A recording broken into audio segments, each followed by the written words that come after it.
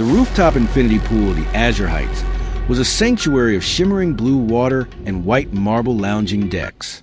Leo and Luna, 10-year-old twins, were splashing quietly in the shallow end. They were dressed in high-end royal blue swimwear with yellow trim. On the deck sat their small white leather beach bags containing their tablets and gold-plated water bottles. Sloane, a resident who believed the building's luxury was hers to gatekeep, stood by the cabanas. She was dressed for a war of status in a bold red designer caftan with a scarlet silk headscarf. Beside her stood Griffin, a private security guard in a bold red-trimmed tactical vest, looking down at the children with a sneer. Sloane marched toward the pool's edge, her face contorting into a realistic, unmasked expression of aggressive rage. She didn't see children.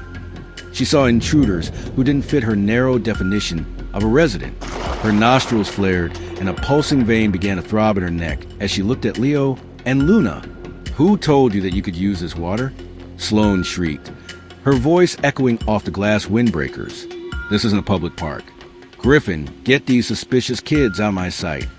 "Our dad said we could stay here," Luna said, her voice small but steady as she stepped back defensively in the water. Sloane's aggression turned physical. She lunged forward and delivered a heavy-handed, aggressive shove to the twins' white beach bag, kicking it across the marble deck until the contents spilled out. "I don't care what your dad said." Sloane snarled, her face contorted with anatomical micro-expressions of fury. Her brow furrowed into deep ridges and her skin turning an uneven, mottled red. She reached out and violently grabbed Leo by the arm of his royal blue swim shirt, jerking the young boy out of the water. Griffin moved in, grabbing Luna by the shoulder and pinning her against a white marble pillar, his bold red vest casting a shadow over her. The witnesses, Sterling and Maya, stood by the poolside bar, their phones raised to capture the raw, unmasked fury on Sloane's face as she physically manhandled the children. "You're hurting him," Luna cried out. Sloane laughed, a jagged, ugly sound. She delivered one final, aggressive shove to Leo's chest, pinning him against a lounge chair. "I'm calling the police. By the time they get here, you'll wish you never stepped into this building." The rooftop deck was thick with a toxic tension.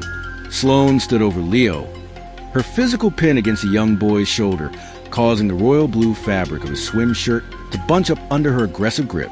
Her unmasked face was a portrait of pure, unchecked aggressive rage. Her nostrils flared with every jagged breath, and the veins in her neck pulsed visibly as she basked in her perceived authority.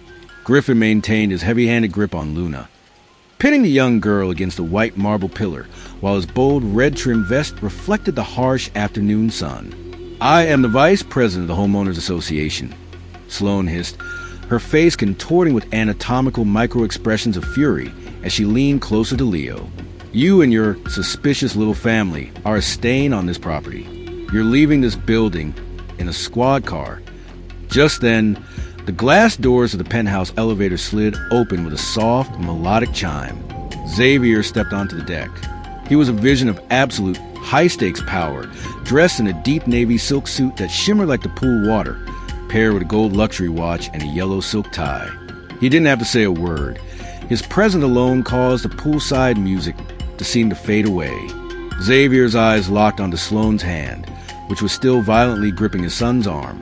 The silence that followed was more deafening than any shout. Sloane's unmasked expression of rage didn't just fade, it curdled. Her grip on Leo went limp as the blood drained from her face, leaving her skin a sickly, uneven gray. "Dad!" Luna cried out as Griffin instantly recoiled, stumbling back as if he had been struck.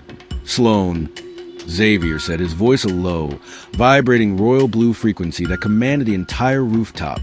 "I was under the impression that the suspicious people my security team reported were burglars. I didn't realize you were referring to my children in the building. I finished purchasing in full this morning." Before Sloane could even stammer an apology, Xavier pulled out his gold-stamped ownership deed and his yellow-case master smartphone. With a single swipe, the massive Jumbotron screen overlooking the pool, usually reserved for building announcements, flickered to life. The entire rooftop watched a bold, extreme close-up video of the last 10 minutes. Every resident saw Sloane's snarling face as she shoved the twins' beach bag and violently grabbed a 10-year-old child. The building's legal team and the head of security swarmed the deck from the service stairs. Sterling and Maya stepped forward, their phones still recording as they broadcast the total liquidation of Sloane's social standing to the building's private network and the city's socialites. "Sloane Miller," Xavier said, his voice cold and final.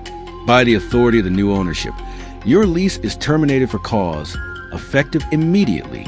You have committed assault on a minor and violated every civil code of this establishment.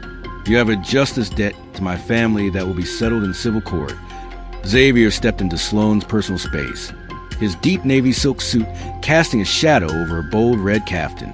"You told my children they didn't belong here, but the truth is, you're the only one whose presence is no longer required." Sloane, in a state of aggressive panic, tried to reach for her scarlet silk headscarf to hide her face from the cameras. She was instantly intercepted. Two security officers firmly grabbed Sloane by her arms, twisting her behind her back in a brutal lock. They forced her to her knees on the white marble deck. Griffin was grabbed by his bold red trim gear and forced down beside her. "Liquidate her residency," Xavier commanded. The security team snatched the scarlet silk scarf from her head and the bold red caftan from her shoulders, leaving her in her plain swimsuit as a final act of unmasking her arrogance. They physically dragged Sloane and Griffin through the lobby, their bare feet slapping against the marble as a crowd of residents and witnesses jeered and recorded the disgrace. They were dragged into the service elevator and deposited on the sidewalk with nothing but their shame. In a final act of humiliation, Xavier watched as Sloane's designer luggage was tossed into a green trash bin by the loading dock. Xavier knelt down and pulled Leo and Luna into a hug, his gold watch catching the light. He looked at the twins and smiled. "The pool is all yours now," he said. "In fact, the whole building is. The power was destroyed, the bullies were evicted, and the villain was liquidated.